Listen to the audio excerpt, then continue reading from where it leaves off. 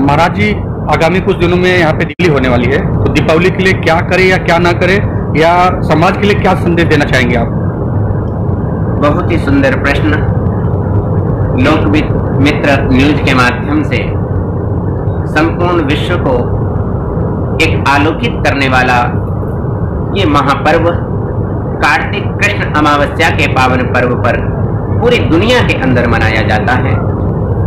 इस पर्व का अभिप्राय ऐसा हुआ करता है कि हमारे अंतःकरण का कालुष्य समाप्त हो। जिस प्रकार से दीपों को जला करके हम लोग अंधकार को निवृत्त किया करते हैं, उसी के साथ में ये तो हम संसार का अंधकार निवृत्त कर रहे हैं, परंतु जो अंधकार अभी तक हमारे अंदर विद्यमान है, उस अंधकार को निवृत्त करने के लिए दीपावली की रात्रि में हमको कुछ साधना अवश्य करनी चाहिए। उस साधना के परिणाम स्वरूप हम लोगों का अंतःकरण निर्मल हो जाता है, मंत्र की सिद्धि हो जाया करती है, घर की समस्याओं का निवारण हो जाया करता है, और फिर भगवती राजराजेश्वरी परम्बा लक्ष्मी की विशेष कृपा हम लोगों के जीवन में हो जाया करती है। आज का ये भौतिकवादी जगत लक्ष्मी जी की विशेष कृपा चाहता है, परंतु कैसे कृपा प्राप्त होनी चाहिए, विधि का उसको पूर्ण रूप से ज्ञान नहीं हो पाता। थोड़ी सी बात बदलाते हुए रात्रि के समय में, अर्थात जिस समय सिंह लग्न आ जाए अथवा सायंकाल माने गोधूली काल से लेकर के निशा काल पर्यंत एक आसन में बैठ करके भगवती की हम आराधना करें।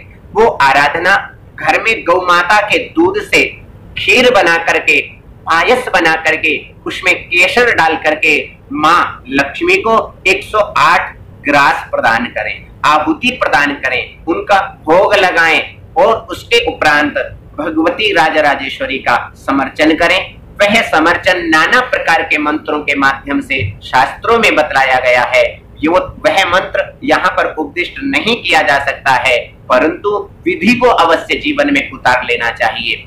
एक आसन में बैठ करके 11 बजे से लेकर 1 बजे तक ये 2 घंटे की आराधना हमारे सकल अमंगल को निवृत्त करके, सकल कष्टों को निवृत्त करके, संपूर्ण भगवती राजराजेश्वरी अपनी सकल ऐश्वर्य प्रदात्री सखियों के साथ उस घर पर पहुंच जाती हैं, जहां पर घर का द्वार खुला हुआ रहता है। उस दिन घरों के सकल द्वारों को खोल करके रखना चाहिए। उस दिन झाड़ू माता को बड़ी विशिष्ट स्थान पर रखना चाहिए। घर में 2 प्रकार की लक्ष्मी हुआ करती हैं। एक लक्ष्मी गंदगी को साफ करने वाली वो झाड़ू है। वो झाड़ू ऐसा नहीं केवल मलिनता को समाप्त करती है, यदि वो झाड़ू नहीं होगी तो सज्जनों लक्ष्मी हमारे घर में आने वाली नहीं है। उस झाड़ू की भी पूजा है, वहां पर भी एक दीपक जलाना चाहिए।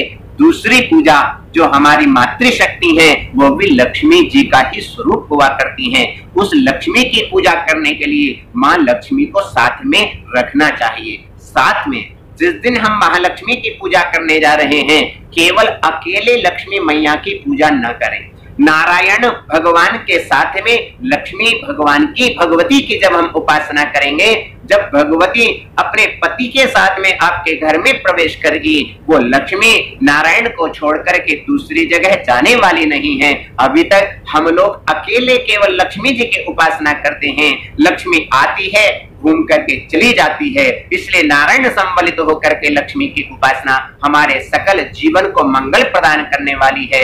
हम इतना ही कहते हुए कार्तिक मास में आने वाली जो पवित्र हमारी दीपावली पावन पर्व है, जो संपूर्ण दिग दिगंत को आप्लावित करता हुआ, आनंदित करता हुआ एक महोत्सव जैसा मनाया जाता है, हमारा जीवन भी अंदर से उसी प्रकार की दीपावली मनाए, यही शुभ कामना अभिव्यक्त करते हुए वाणी का विराम। जैसे कि अभी आपने डॉक्टर गुरुप्रसाद चैतन्य जी महाराज से सुना और जाना कि दीपावली कैसे की जाए और कैसे घर में सुख शांति लाई जाए। ये थे महाराज जी और मैं संजय मिश्रा, लोक मित्र न्यूज।